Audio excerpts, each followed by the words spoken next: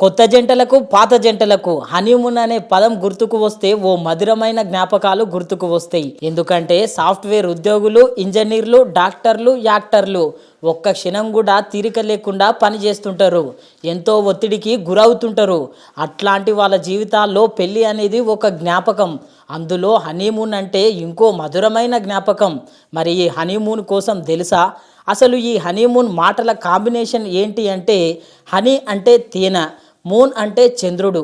ఇక్కడ హనీ అనేది కొత్తగా పెళ్ళైన వారి లైఫ్లో ఉండే ఒక స్వీట్నెస్కి సింబల్ అన్నమాట.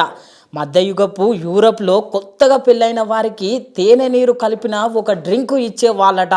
దాంతో తేనె పెళ్ళి రిలేషన్తో స్ట్రాంగ్ అయిపోయేది అని చెప్పి అక్కడున్న ప్రజలు మొత్తం అనుకుంటున్నారు. ఇక మూన్ సంగతి వస్తే, చంద్రుడు అమావాస్య నుండి పౌర్ణమి వరకు, మళ్ళీ అమావాస్య వరకు ఈ టైంని ఒక నెల అంటారు.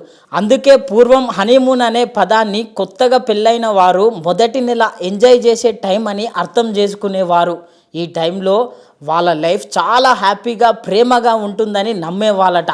అందుకే ఇలా హనీమూన్ అనే పదం జనాలకు చాలా షికార్లు కొట్టిస్తూ ఫేమస్ అయిపోయింది.